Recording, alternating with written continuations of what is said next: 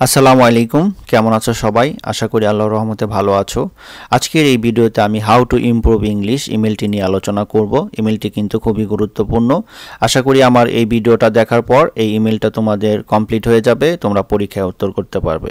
তবে ইমেলটি সম্পূর্ণ শেখার জন্য আমার ভিডিওটা সম্পূর্ণ তোমাদের দেখতে হবে। টেনে টেনে দেখলে তোমরা আসলে বুঝতে পারবে না এবং তোমাদের কমপ্লিট হবে না। তো আশা করি তোমরা সম্পূর্ণ ভিডিওটা দেখবে এবং ইমেলটা শিখে রাখবে। পরীক্ষায় যে কোনো সময় কিন্তু এটা আসতে পারে। তো আর কথা বাড়াবো না, মূল আলোচনায় চলে যাই। তোমরা অবশ্যই হাউ টু ইমপ্রুভ ইংলিশ এটা মানে তো বুঝতে পারছো যে কিভাবে ইংরেজিতে উন্নতি করা যায় এ সম্পর্কিত ইমেলের কোশ্চেনটা বিভিন্নভাবে হতে পারে। সাপোজ দিয়ে হতে পারে, বন্ধুর কাছে হতে পারে, তারপরে বড় ভাই বা ছোট ভাই এরকমও হতে পারে। তো যেভাবে আসুক কোশ্চেনটা বুঝে তোমরা উত্তর করার চেষ্টা করবে। তো আমি আমার মতো করে আলোচনা শুরু করলাম। হ্যাঁ, ইমেল কিভাবে লিখতে হয় সবাই তো কিন্তু আমরা জানি। প্রথমে লিখতে হয় ফ্রম, তারপরে টু, তারপরে সিসি। ফ্রমে হচ্ছে যার কাছে ইমেলটা পাঠানো হবে, যে ইমেলটা পাঠাবে তার ইমেল অ্যাড্রেসটা এখানে লিখতে হবে, এবং টুতে হচ্ছে যার কাছে ইমেলটা পাঠাবো তার ইমেলের অ্যাড্রেসটা এখানে লিখতে হবে, আর সিসিতে হচ্ছে টুতে যা লিখবো সিসিতেও কিন্তু ঠিক সেই ইমেল অ্যাড্রেসটা লিখতে হবে। ওকে, তো আমি এখানে ফর্মে লিখেছি এমডি roni1991@gmail.com। যদি সাপোজ দিয়ে কোনো নাম থাকে তাহলে সেই নাম এখানে লিখে @gmail.com দিলেই কিন্তু ইমেল অ্যাড্রেসটা তৈরি হয়ে যাবে। ঠিক টুতেও ঠিক তাই, যদি সাপোজে কারো নাম থাকে সেই নামটা দিয়ে @gmail.com দিলেও হয়ে যাবে। এখন আসি সাবজেক্টে, যেহেতু আজকের বিষয় হচ্ছে কি how to improve English. So এই জন্য আমি লিখেছি হাউ টু ইমপ্রুভ ইংলিশ, কিভাবে ইংরেজিতে উন্নতি করা যায়। সাবজেক্টটা কিন্তু অবশ্যই লিখতে হবে, এটা কিন্তু খুবই গুরুত্বপূর্ণ। ওকে, এখন আসি ডিয়ার রহিম। যেহেতু আমি বন্ধুর কাছে লিখছি, এখানে নাম দিয়েছি রহিম, এই জন্য আমি এখানে রহিম লিখেছি। মানে ডিয়ার মানে হচ্ছে প্রিয়, রহিম নামের প্রথম অক্ষর কিন্তু বড় হাতের হয়, আর ডিয়ারের ডি কিন্তু বড় হাতের দিতে হবে। ইনভাইটেড কমা দিয়ে আটকে একটা কমা দিতে হবে। ওকে, তারপর শুরুটা আমরা এভাবে করব। At first you will take my সালাম। অ্যাট ফার্স্ট মানে সর্বপ্রথম, ইউ উইল টেক মাই সালাম সর্বপ্রথম তুমি আমার সালাম নিও। I hope you are well by the grace of Allah. I hope মানে আমি আশা করি, ইউ আর ওয়েল তুমি ভালো আছো, by the grace of Allah আল্লাহর রহমতে। I am also well by the grace of Allah. I am also well আমিও ভালো আছি, by the grace of Allah আল্লাহর রহমতে। আসলে হাউ টু ইমপ্রুভ ইংলিশ সরাসরি লেখার চাইতে সে যদি তোমার কাছে জানতে চায় তাহলে ভালো হয়। এজন্য আমি এখানে লিখেছি I received your email yesterday. I received আমি গ্রহণ করেছি, ইয়োর ইমেইল তোমার ইমেল, এস্টারডে মানে গতকাল। ইন ইয়োর ইমেল মানে তোমার ইমেলে। ইউ ওয়ান্টেড টু নো তুমি জানতে চেয়েছো, ইউ ওয়ান্টেড টু নো তুমি জানতে চেয়েছো অ্যাবাউট সম্পর্কে, হাউ টু ইমপ্রুভ ইংলিশ কিভাবে ইংরেজিতে উন্নতি করা যায়। টুডে আজ I am going to tell you আমি তোমাকে বলবো, আজ আমি তোমাকে বলবো। অ্যাবাউট কি সম্পর্কে, হাউ টু ইমপ্রুভ ইংলিশ কিভাবে ইংরেজিতে উন্নতি করা যায়। এভাবে আমরা শুরুটা করে ফেললাম। এখন আসবো এই বডির মূল আলোচনাটা। তো মূল আলোচনায় প্রথমে এভাবে, যেমন মনে করো ফার্স্ট অফ অল মানে প্রথমত।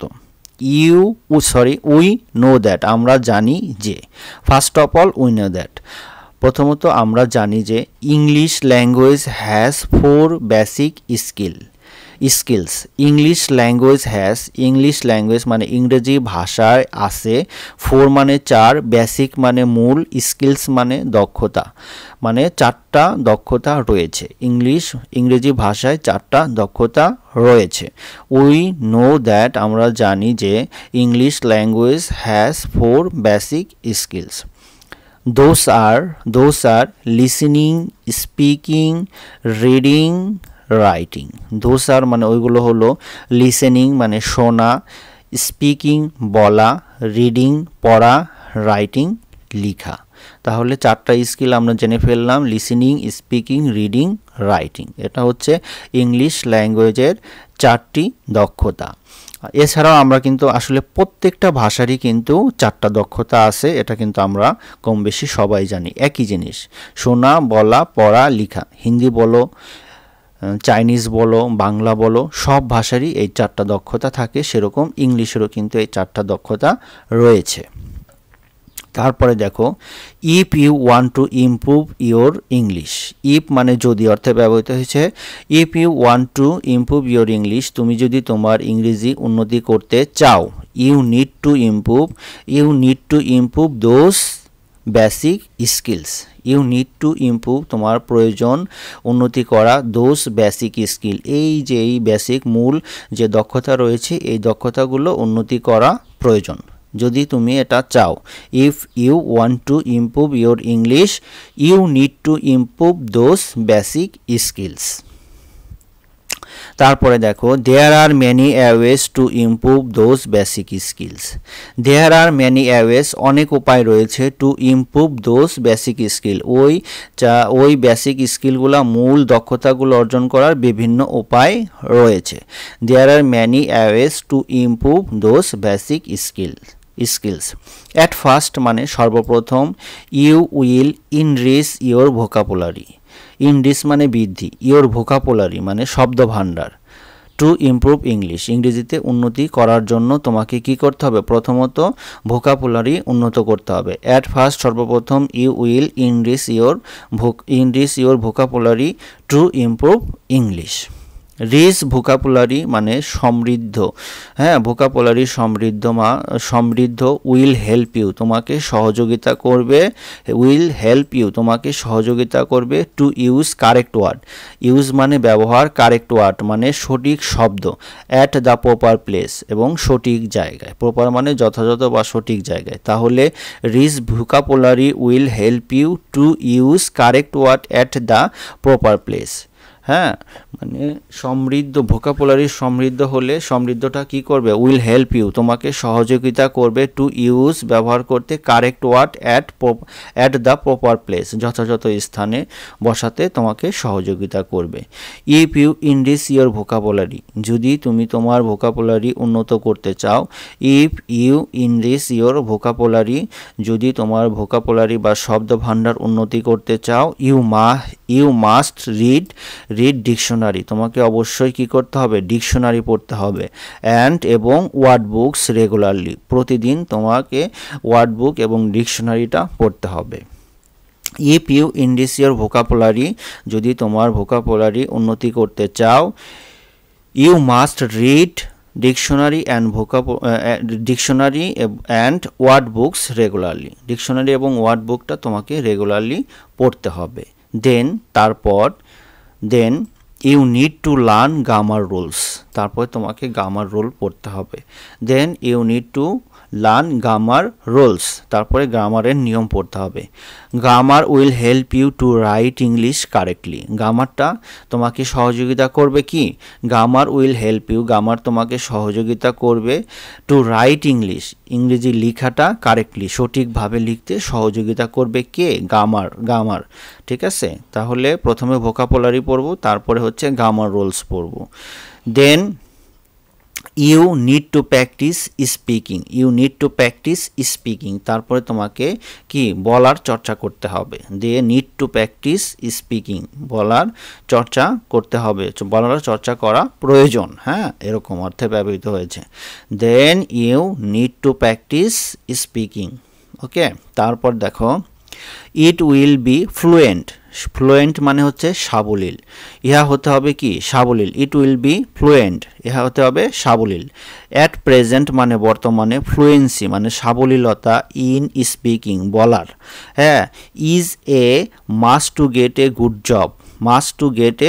জব, একটা ভালো চাকরি পেতে তোমাকে অবশ্যই কি সহযোগিতা করবে, তাই না? At present fluency in speaking is must to get a good job, একটা ভালো চাকরি এনে দেবে আর কি, যদি তোমার মধ্যে সব স্পিকিংয়ের ফ্লুয়েন্সি থাকে।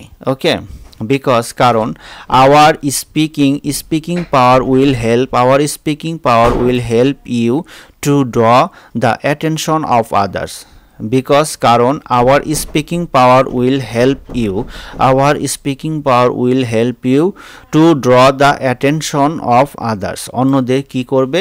মনোযোগ আকর্ষণ করার কি করবে? চেষ্টা করবে। হ্যাঁ, তাহলে আবার একটু দেখো, বিকজ কারণ, our speaking power will help you তোমাকে সহযোগিতা করবে, টু ড্র অ্যাটেনশন মনোযোগ আকর্ষণ করতে, অফ আদার্স অন্যদের। যদি একজন ব্যক্তি ভালো ইংরেজি বলতে পারে সবাই কিন্তু তার দিকে তাকিয়ে থাকে, সেরকম আর কি। Our speaking power will help you to draw the attention of others. Then তারপর you need to practice writing English, এরপরে তোমাকে লেখার চর্চা করতে হবে English. Then you need to practice writing English, তারপরে তোমাকে ইংরেজি লেখার চর্চা করতে হবে। It will enhance your writing capacity, it will enhance মানে কি, বৃদ্ধি। ইউ তোমাকে এটা বৃদ্ধি করবে, রাইটিং ক্যাপাসিটি, হ্যাঁ লেখার দক্ষতাটাকে কি করবে, বৃদ্ধি করবে। ওকে, তাহলে রাইটিং প্র্যাকটিস করলে রাইটিংয়ের দক্ষতা কি হবে, বৃদ্ধি পাবে। You should attend your English class regularly, you should attend your English class regularly, তোমাকে প্রতিদিন কি করতে হবে, ইংরেজি ক্লাসে হ্যাঁ কি করতে হবে, যোগদান করা উচিত, এরকম অর্থে ব্যবহৃত। ইউ শুড অ্যাটেন্ড তোমার উচিত যোগদান করা, ইয়োর ইংলিশ ক্লাস রেগুলারলি তোমার ইংরেজি ক্লাসে প্রতিদিন যোগদান করা উচিত। You should also attend English conference, তারপরে মানে you should also attend English conference, তোমার উচিত ইংলিশ কনফারেন্সেও যোগদান করা। Okay, you should also attend English conference.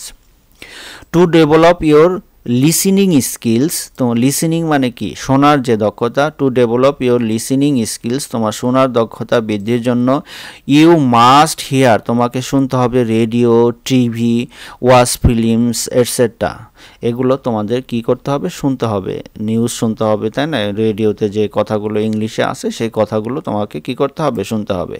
তাহলে দেখো আবার, to develop your listening skill you must hear radio, TV, watch films, etc. You should read English books, newspaper, magazines, etc.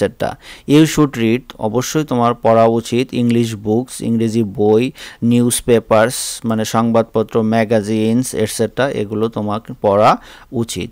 Which will go a long away to learn English, যা তোমাকে ইংরেজিতে long away to learn English, long away দীর্ঘ সময়ই করবে, এটা তোমাকে শেখাবে, দীর্ঘমেয়াদী হবে আর কি। Which will go a long away to learn English. আশা করি আমার এই আলোচনা বুঝতে পেরেছো এবং ফিনিশিংয়ে তোমরা দিবে এরকম, নো মোর টুডে, আজ আর নয়, টেক কেয়ার নিজের খেয়াল নিও, you will be happy in life তুমি জীবনে সুখী হও, বেস্ট অফ লাক তোমার ভাগ্য ভালো হোক, I will write soon again আমি তোমাকে আবার লিখবো, গুড বাই। এবং শেষে কিন্তু ইউর লাভিং এখানে যে মেইলটা পাঠাবে তার নাম তোমাকে দিতে হবে। আলোচনাটা কেমন লাগলো কমেন্টস করে জানাতে পারো, আর কোনো কোশ্চেন থাকলে তাও কমেন্টস করতে পারো, নতুন কোনো ভিডিও চাইলেও সেটাও কমেন্টস করে জানাতে পারো, তো আমি ট্রাই করব সেই কমেন্টসের উত্তর দেওয়ার জন্য, আর ভিডিও চাইলে সেই ভিডিওটা তৈরি করার জন্য। যদি আমার এই ভিডিওটা তোমাদের ভালো লেগে থাকে অবশ্যই একটা লাইক করবে, আর সাবস্ক্রাইব করে পাশে থাকো, ভবিষ্যতের কোনো ভিডিও তোমার কাজে লাগলেও লাগতে পারে। আর আমার এই পড়াটা যদি তুমি রিটেন আকারে পেতে চাও তাহলে আমার একটা ওয়েবসাইট রয়েছে www.loserarc.com, এখানে ভিজিট করে তোমরা এই পড়াটা লিখে রাখতে পারবে। সো আশা করি সবার ভালো লেগেছে, সবাই ভালো থাকো এই প্রত্যাশায় আজকের মতো বিদায় নিচ্ছি। আসসালামু আলাইকুম।